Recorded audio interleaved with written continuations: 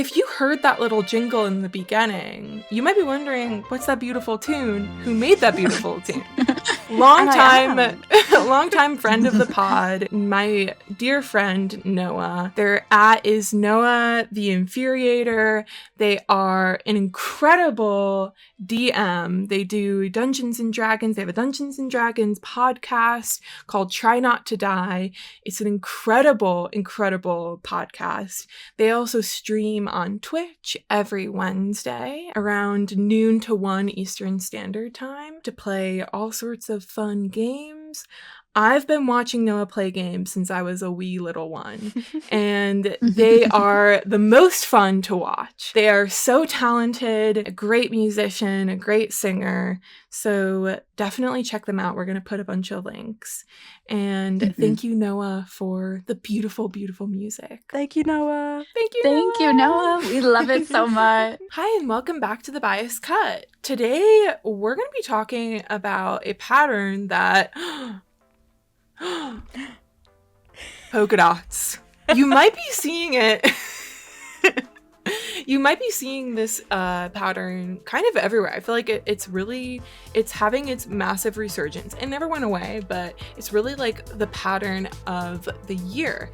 And so we kind of wanted to look into where this pattern even came from. What is the history of polka dots? And also just kind of look at some pretty pictures of people wearing polka dot stuff. So Sana is our polka dot expert today. So let's dive right in.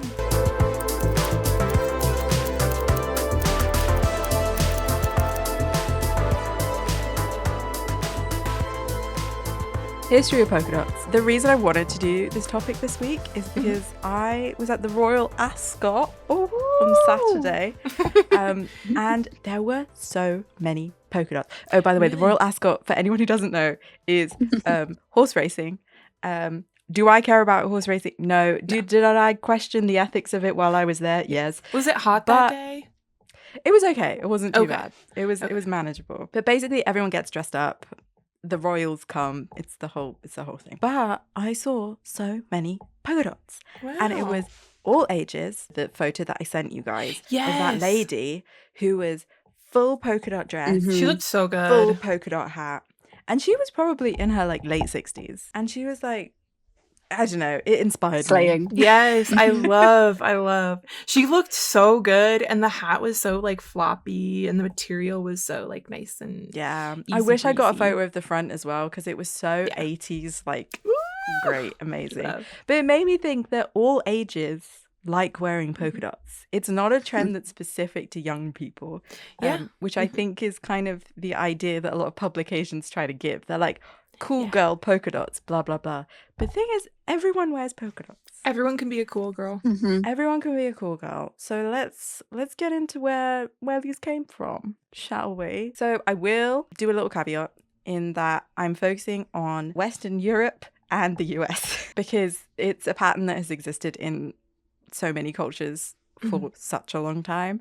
We couldn't get into it all. It would be She's too a much. popular pattern. She's a popular pattern, and since I'm kind of linking it to the current trend, I thought we'll go the Western route. But the pattern was popularized in the West during the Industrial Revolution because you have the jacquard mechanism that was created, and that was for mechanized weaving. So if anyone that doesn't know, you got your big loom, and usually it's a person with the shuttle taking it through the threads manually and changing the patterns manually as well. The jacquard mechanism, I couldn't explain the exact engineering of it, but essentially it programmed the loom to read these punch cards, which were cards with little punched out holes in them that would be punched out in a certain pattern. It would be read by the loom, and the loom would be able to make those changes without someone manually having to do that.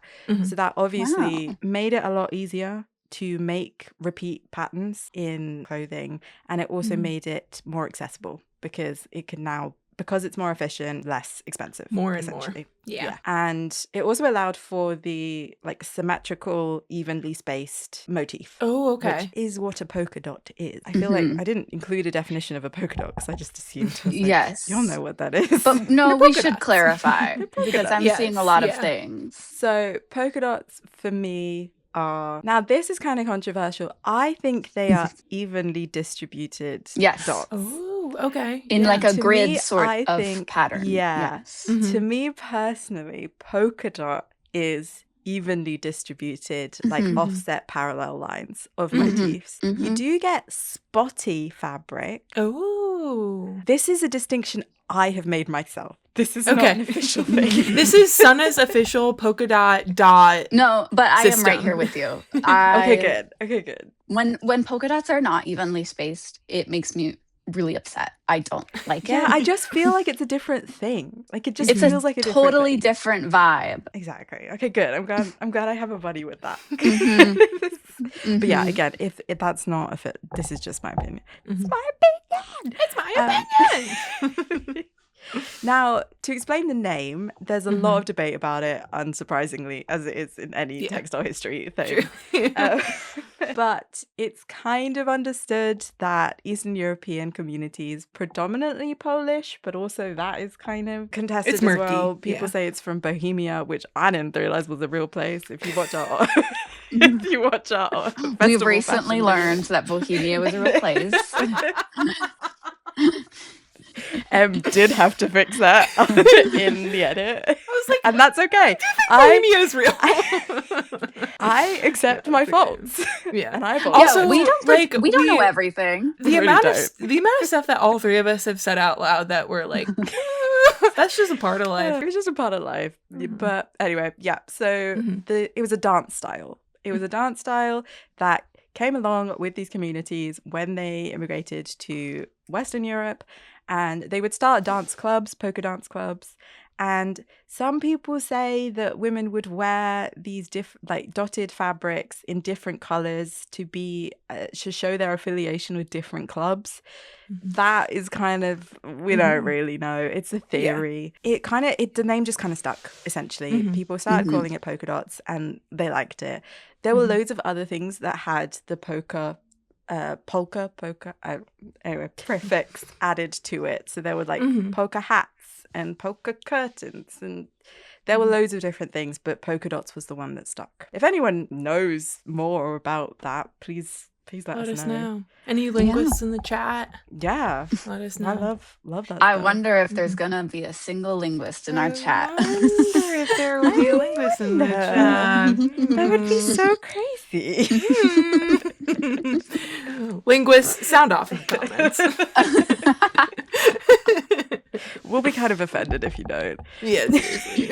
Okay, so I'm going to skip a couple centuries and we're going to go straight to the 1860s. The polka dots were kind of around for the 1800s onwards, but they started to become really popular in the 1860s. Okay. And you see so many fashion plates with these beautiful polka dot gowns. I love 1860s fashion plates, you know I do. It's so good. Obsessed. This black and white one I think is my favorite. It's just so chic. I love the it. little background detail that's like right by the where the coat opens up. It's so cute. I love it. It's interesting. I don't know what you guys think, but like for me, when I look at polka dots from this time, it almost seems like anachronistic, you know, because that black on white polka dot so modern. Is so modern, right? Okay. Yes. Yeah. Yes. I think it's the graphic nature of the pattern. Yeah. I think we associate the more like graphic geometric patterns with kind of closer to our time. So it's really cool to see. It's really cool. In this. I will also say, so you have different kind of versions of the polka dot. So you could do the woven polka dots with the loom. You can also do printed polka dots. So in Japan, there's the tie-dye technique called shibori. And that's a wax-resistant dye technique where they were doing essentially polka dots, like spotted fabric. And that's been going on for centuries. That's a really old technique. And then you also have flocked spots. So you might have like an organza with flocked dots. So that just means you have like a ply. So it's like a plush kind of that is a little bit more raised. So it's more of a textural thing. And like dots in velvet and things like that. So you have like different variations of like subtlety and textiles and stuff, which I think is really fun. It's such a versatile pattern, you guys. It really is. And then you see, because purple was also a popular color kind of at the time, it was gaining popularity in, obviously it was historically known as a royal color, but it's becoming more and more democratized as time goes on. And they loved a white with a purple little dot. They were having fun with that. That's so cute. I kind of want to make that. Right? Do it.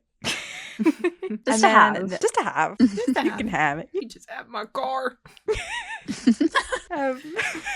Slide 5, it shows the black gown, which that one I believe is velvet. I think it's supposed to be velvet. That's beautiful. It also kind of looks like the dots are almost like little stars. That was something that I had to contend with when I was doing this, because some of these plates, the dots are so small, I can't tell if they're dots or if they're shapes. Yeah. But I also confusing. It still feels like a polka dot. Right, it has the same effect. So I kept it in. But yeah, I think it's just the placement vibe is that, again, it's the offset parallel lines, which I think is key to polka dot. Yeah. Aesthetic. Yes, so definitely. Any pattern that follows that distribution will kind of read as polka dot, which I think is fun. Like, polka dot is really that girl. She's always on my mind. She's running through your mind daily. She is. I'm thinking about her. Always. And you know what's crazy? Before Glasgow, I hated polka dot. Really? Huge. No way. Yeah. I was a convert. Wow, welcome to polka dot land. Yeah, only recently have I been getting into the polka dots. I fear well, it was last summer when they were really coming up. Yeah. I think it's a really good example, though, of how a trend can seem new, but in actuality, one, it's never gone away, and it also has been around for so long. And I kind of love that. I love that we find new ways to love something. That's really nice. Do you remember, that reminds me of like 5-6 years ago, I think it was in 2020. Remember Argyle started really coming back? People were in Argyle sweaters and sweater vests. God, it was the same sort of thing. It will be part of our Teen Wolf, because I'm pretty sure Lydia wore Argyle at some point. That'll be part B of the video. Well, my mind goes, we're veering off here, but Argyle, that's like a Spencer Hastings. That's a Pretty Little Liars moment for sure. Yes. Oh my God. True. Yes, Maggie. 100%. True. Yeah. Anyway, though, with the Argyle trend a few years ago, I remember people saying like, oh, it's just a fad, just fast fashion. And for a lot of people, I'm sure it was. But like, Argyle is Argyle. Like, that's, again, never going away. A traditional pattern. Yes, it's well, I feel like that shows that cultures. All of these patterns are not trends. Like, you can't, it's not a polka dot trend, it's not an Argyle trend. It's ultimately just, it's coming back into fashion. Yeah. It's being it's an enduring thing. Yeah. They have a lot of longevity to them. They're classic for a reason. Exactly. It just really depends on like how accessible it is, you know. If like H&M is making Argyle and polka dots, then more people are going to be able to wear it. We can skip to slide 7, because then we get a real object. Wow. As if the fashion plates are real, you know what I mean? Yeah. We get to a real dress. Oh, it's beautiful. It's this mint green, and this one has the polka dot as a trim. So it not only was the main fabric of things, but it was really popular for trims, for men's ties, for like handkerchiefs, for hats. Like, it, again, just a really versatile, enduring pattern that could be used for so many things. I love this. I love the green. I love the green and the little bow in the front. So cute. And it's just so good. It's just so good. It looks like almost there's like a back piece that maybe runs from the back that like hangs down, and if it does, that is so cute. And it's like the inverse pattern. Yes. That's beautiful. Gosh, I didn't notice that. Beautiful. I think this was from the V&A. That's an untapped research to anyone, or resource to anyone who's interested in like getting into this type of stuff. Yes. Museums have incredible collections. Go through them. You can sort by the like objects that you're looking for, the date that you're looking for. And if you really just want to get into it, that's a great resource to use. Yes. So check those out. V&A is a great one to start because that's quite awesome. intuitive system. Yeah, V&A and and the Met is the V&A is really good too. I was gonna say the Met is really good. Yeah, 100%. Which is where I got most of the stuff for this video. So, and then we come to photographs, which I love. Love the photographs. I love that there are photographs of these Victorian women in polka dots. Like that's so cool. Well, because I feel like, especially with that first portrait that you have, it shows that it's a pattern that they wanted to wear when getting their portrait done, which that was such a big decision what you were wearing. You didn't get many portraits of you done unless you were like upper class, but even then it's not like you're just taking, shots all the time. So what they're wearing is so much more important than we really expect. And so the fact that they're wearing polka dots is like so cool. It shows that it was such a big trend. And also the contrast of the pattern just photographs so well. Yeah. In the black and white, like the sepia tone. Yes. I can imagine that was really exciting of like realizing how nice they photographed. I can imagine. And the photo next to it, you kind of have to zoom in to see the polka dot, but it's the woman on the right hand side with the darker jacket, the older woman. Her skirt is a very fine polka dot. But that is actually the girl with the dog. That's Beatrix Potter. The next slide is another real dress, real garment. Obsessed with this. I love this. And the fact that it has the portrait as well. I'm done. That's always such a gem. That's always so exciting to find stuff like that. If it's like a picture or if it's a painting, the fact that it has that legacy is so cool. And they're both held in the same museum, so they are kept together. This is Musée d'Orsay in Paris. I'm so sorry if any French. Shout out to you, France. Big up Shout out to France. Blow up the chat, France. But they are kept together, which I think is so cool. Is really special. I love that. It's so special when you can do that. When like museums are able to do that in their collections. I always love it. And there's also a little quote from a June 1880 issue of, is it Goddies or Goddays? Goddies? France, let us know in the comments. Well, this I think this might be an American publication. Goddies then. Goddies. Anyway, the column was called Chit Chat on Fashions for June. And it says, the fancy for spotted dress goods has rapidly increased as the season has advanced. Spots are the rage now. Walking dresses are made of bright-coloured foulard silk with white spots and cream, and other light-coloured ones with spots of red and blue. So it's been the rage. It's been the rage. It continues to be the rage. It will always be the rage. Yes. And I think this is another example of how, if you want to go maximalist, you can go full maximalist with the polka dots. Like, this has got rosettes, it's got pleating, it's got stripes, it's got a bow, it's got a collar. The pleating is beautiful. I love it. I'm like obsessed with that. Cool. It's so cool. And this portrait, obsessed with. This is kind of the painting style that I aspired to. Yes. And it's so cool seeing a garment taking like front and center in a portrait. I just love that. Another tip for anyone studying fashion history, look at portraiture, look at paintings. Is that incredible resource. Slide 11 has a Vincent van Gogh. Van Gogh. Van Gogh. I'm sorry, guys. It's really hot.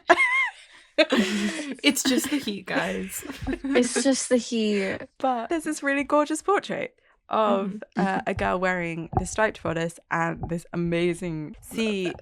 Is this spotted? Is it polka dot? I was going to say this is spotted. This to me, maybe the original garment was polka dot. Yes. Yeah. And it's I have a feeling artistic that was the case. Rendering. Yes. Because the human hand can't, I guess. I mean, unless you have a ruler. The human hands in this painting are kind of crazy. They're crazy. Look at those hands. And I kind of love that they're green. Someone has a green thumb. So.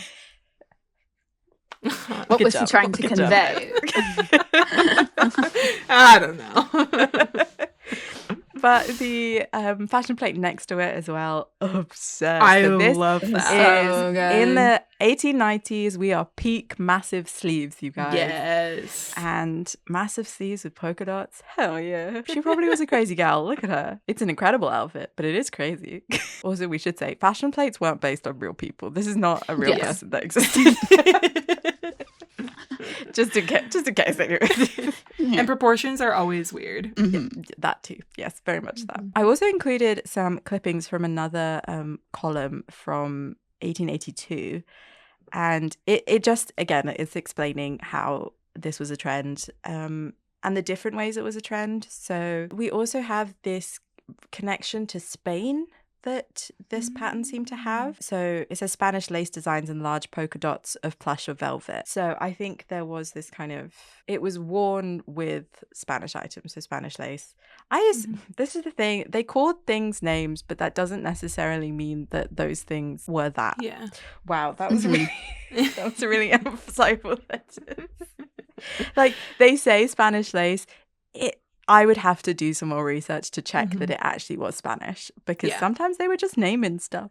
But the Spanish word for the dots is lunares, which is little moons. Oh, that's so cute. That's so cute. Yeah. So clearly it was a pattern that was popular in Spain as well. This one I thought was cool. It seemed to be a popular pattern for wool, which I think is kind of crazy because it's not a textile you associate with polka dots. Yeah. But they would wear, this is an example of what I just said, nuns veiling.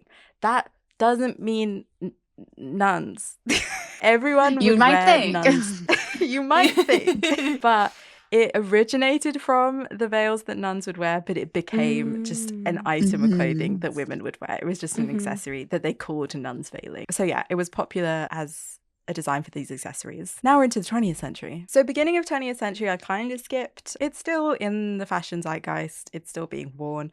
But I decided to plop into the 1940s because that was when you really see it kind of entering pop culture. So Frank Sinatra has a song called Polka Dots and Moonbeams. It's a good indicator of how well known, how popular, how definitely. It's become a cultural moniker. And then throughout the 50s and 60s, you get, well, I'll say we do get Minnie Mouse, which I think is a big point in the polka dot history. So she's first seen wearing the polka dots in 1929 /30. Again, it's an example of it like entering a larger cultural conversation. And you have some dresses. These are beautiful. Pakan? I did ask my dad how to pronounce it and I've forgotten. Anyway, the designer is Anna de Pombo. And she did a lot of these polka dot dresses that are very influenced by flamenco outfits. So we have another dance entering the mix. I love a 1930s huge ruffle sleeve. I do. Oh, yeah. Which actually, interestingly, I wonder if that was also influenced by flamenco dresses. The silhouette of it. Yeah. That's really interesting. Things connect all the time. But you have these flamenco designs, and on the next slide, I've included some photos of some flamenco dancers. Oh, they look incredible. In all of their outfits, and they're just amazing. They're so flouncy. If you've ever seen flamenco dancers, it's a lot. They use their dress. The dress is part of the dance. It's, being waved around, they're spinning, it's flying out. It's gorgeous to watch. But this, I couldn't figure out how this fashion crossed over, escaped the subculture and entered mainstream. But it is very clear that this was the influence for a lot of the 30s and 40s polka dot gowns. But on slide 20, there's more of these flouncy polka dot 1930s dresses. These are late 30s into the 40s. You're seeing like the shoulders. That's a big part of 30s and 40s dressing is like a strong shoulder. You're starting to see I think it becomes more associated with this feeling of theatricality, I think. To me, polka dots are drama. They are, and I mean, maybe that's just a personal connotation, but once we get into like the new look and it's like those with Dior coming in with the polka dots really coming into trend, like all of that happening at once, I think it's the connotation. Plus the black on the white is, I feel like, is so dramatic, and white on black with usually, you know, at this time it'd be with like a red lip. All of it together is drama. I wonder if it's like a cross association with flamingo performances, because they probably are do, dramatic, and so it's like a big the idea of like, you know, you're moving your skirt around, so it's like a big personality. It's like high drama, so that maybe there's just like a blurring at that point. I think so. The new look dress, the Dior one. There is kind of discussion about, so at the time there was this is post World War II. We're getting into kind of a reestablishment of these more binary gender roles. So women looking like women, you know, this kind of focus on femininity and whatever imaginary things. But it did contextualize the polka dot as this kind of feminine print and more romantic and kind of dainty, I guess, if you will, because you have these two. So it's Balenciaga and Dior were kind of the big ones that were doing this, and they were, both of them, I think, were very into the idea of like women looking like women, whatever that means, you know. But yeah, you get the polka dots becoming more of this like girly, kind of pretty, dainty kind of vibe. And that brings us into the 1950s, which now you're getting the ball gowns. You're getting the ball gowns with the polka dots and the gloves and the big, you know, petticoats and again, just drama. Around this time, was the pattern at all popular with men, or was it really because it's like its association? Because I know you mentioned in the 19th century, men were also wearing it with like their neckwear. So yeah, I think did that die out? I think it persevered as a accessory fabric. I think you're definitely still seeing ties and the little, you know, handkerchiefs in pockets and etc. I don't think it ever really caught on for main garments. I mean, even today, you don't really see menswear with polka dots on it. Enter Marilyn Monroe, because apparently I can't do an episode without talking about her. She just was so influential that like you just have to talk about her. Yeah. Her name and image was everywhere. Her in this polka dot bikini, it was just kind of, it blew people away. People loved it. I forget the film for her in the halter dress, but that is 1953. And again, yeah, it's that kind of bombshell look, whatever that means.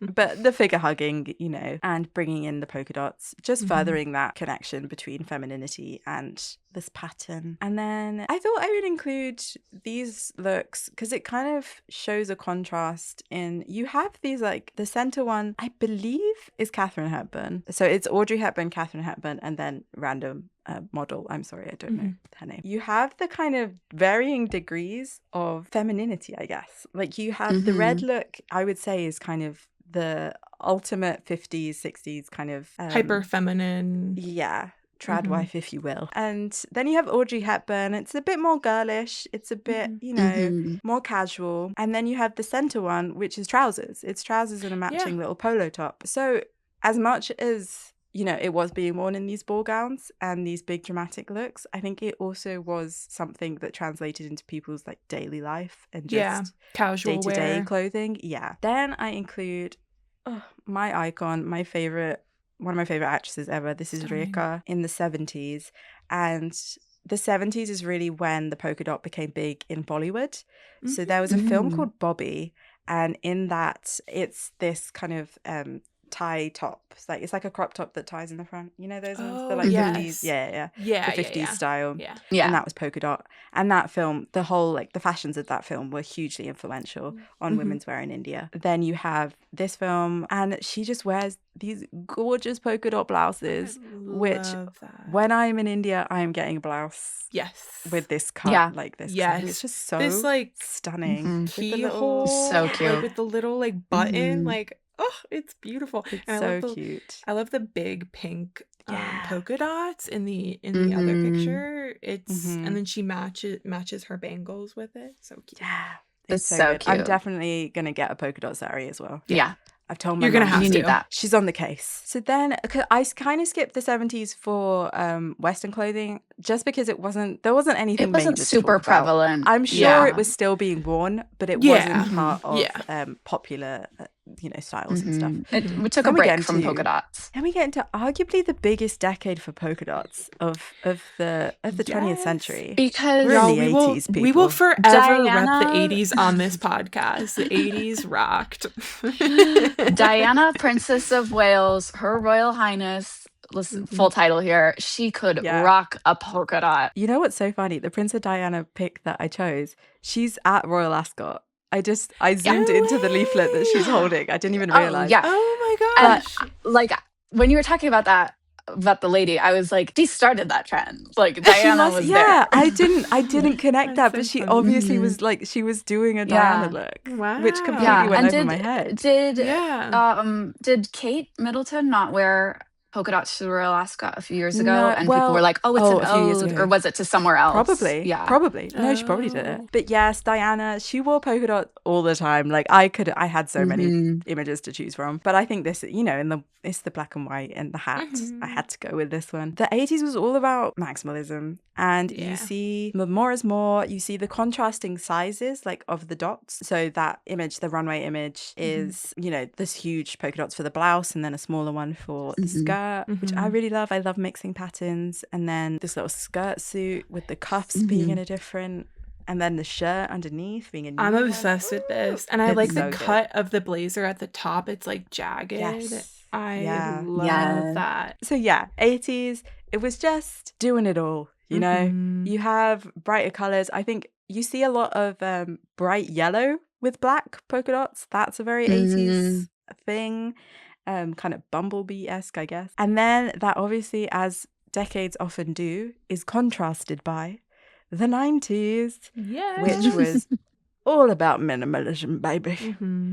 And you have the pretty woman dress to start it all off. And that is 1990. So that's a very cusp moment. It's got the brown and white, which I think now is very popular.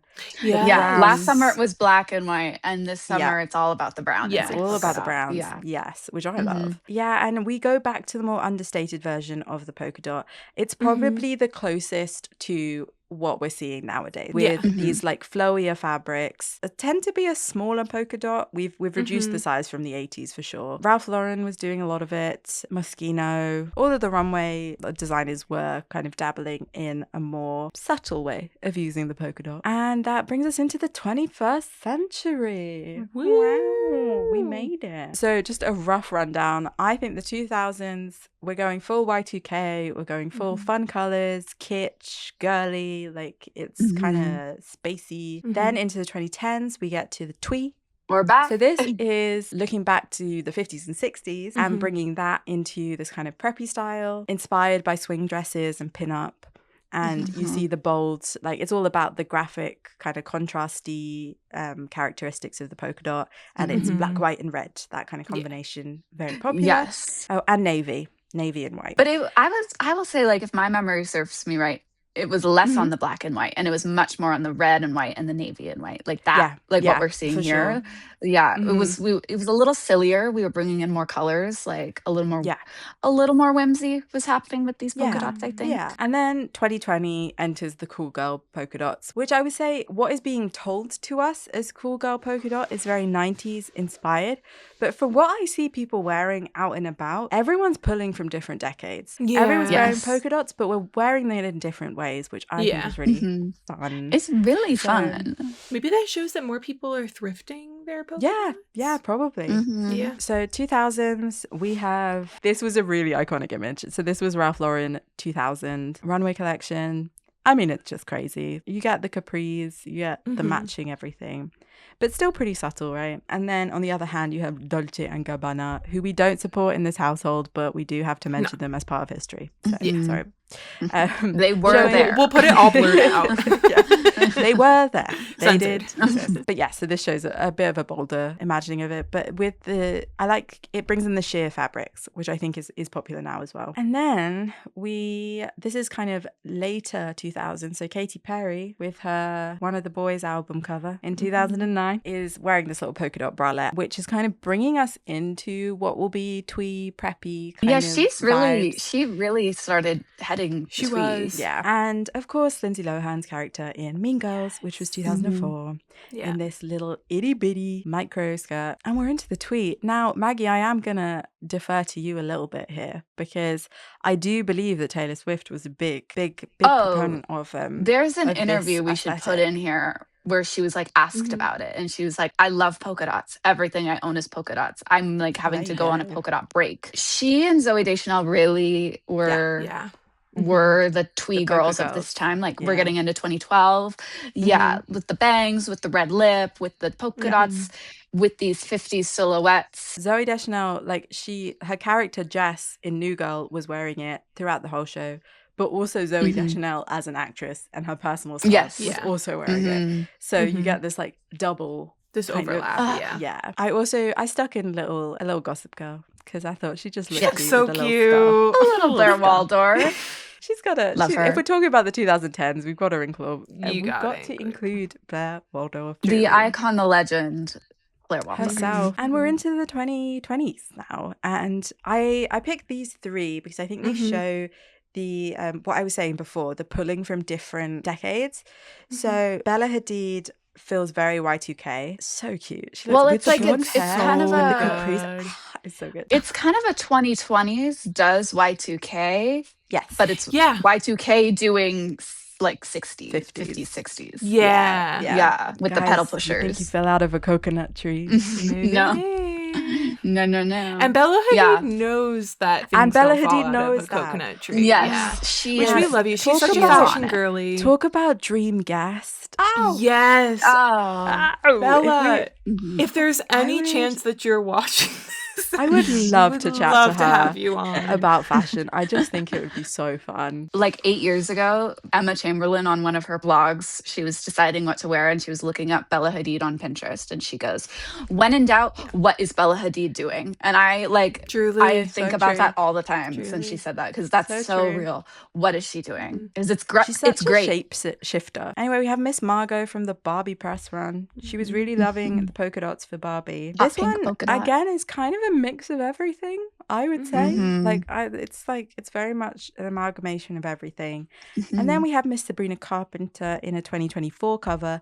To me, this is a very 80s because it's the like illusion shape. Yeah. Which I just think is so fun and it's very 80s. So fun. And then on to the next one, we have Miss Olivia Rodrigo in 2024 as well. So this was still kind of early on in the current polka dot craze, if you will. I'm seeing a lot of these kind of sundresses, these flowy polka dot kind of halter neck. That seems to very much be a thing. I also threw in Miss Demi Moore. I love how like the polka dots come off of the I have to double check. Garment. Just like a little like probably plastic or like some type of like hardened material. So fun. I love that it has a little matching bag as well. I think that's really fun. It reminds me of Twister. Yes. Yeah, it does. But in like a really fun way, honestly. Yeah. Like no, because I think it's so cool. Colors. Yeah. The primary colors of it. It does. And then I just ended on this little collage of how we see people wearing polka dots today. Again, this is only like a snapshot of it. It sells. Polka dot sells. I mean, that polka dot puffer jacket thing, I forget the brand, but that has been sold out for ages. Like, people love a polka dot. But then also what you said earlier, I think people are thrifting polka dots as well. And that's how you're seeing these kind of different ways of wearing it. We're really pushing polka dot to the limit. And I love it. Because it's like a classic pattern. It's it's a pattern that's so easy to find at the thrift store. Same with like stripes and I wonder, now my brain is going like, okay, Argyle was really popular like 5 years ago and now it's like polka dots. And I'm wondering like, are we gonna have a big stripe resurgence? Not that stripes ever go away, but like, you know what I want? Like the 2014 black and white stripe, like start Tumblr era. That's a big be seeing that Maggie. in another 5 years. I like don't I'm think talking I 2030. In 2030, But though, also, we might I be was a ready polka for dot. it. I was a polka dot hater. Yeah. So maybe it's just about being kind of indoctrinated. Or If like you had kind of shown me this- reinventing the wheel a little bit. Like maybe Exactly. because I think a lot of these styles they're like updated for modern wear. And so maybe it's like it just needs to be refigured out. Like if you had shown me these polka dot pedal pushers on the right 5 years ago, I would have been horrified. As I think a lot of us would have been. But it always just comes back. Yeah, It does. I will someone will be brave enough. Stripes are doing a thing now, I think, but they're doing it in the like Damson Madder way of it's the color combo specifically. And I really like that. Yes, I love that. But yeah, I'm a talking big Stripes person. Stark, like American Apparel, black and white. I know, and I'm kind of cringing too, but we'll see it. I think it'll come back. I'm open. Hey, maybe just not in like a stretchy polyester. Maybe that's the key. Yeah. You know? Let's do striped wool. If they were doing polka, I want to bring polka dot, like wool polka dot back because that sounds fun. It's all on the material. Let's experiment with textiles. Everyone get to your sewing machines, get to your looms, and let's start making. Hell yeah. I think that's a great place to end. Thanks for watching my little deep dive into polka dots. Sana, this was incredible. I feel like, honestly, fun. It feels like because it's such a pattern that's like coming back into the culture, just seeing like older renditions of it inspires me to get even deeper into my polka dot interest because I'm like some of those like the early jackets, I'm like, let's get into that, y'all. I'd love to see a little bit of that. I do think I think polka dots they'll endure into the winter, fall and winter. So I do think we'll be seeing more polka dot outerwear, and I am excited for that. Let us know what polka dots you're into. What color combinations for polka dots are you into? Because I'm curious about that. Alternative color combinations. And also, like, what era of polka dots is your favorite? Yes. And thank you so much for watching. This has been like and subscribe. Like and subscribe. We'll see you next week. Bye-bye. Bye.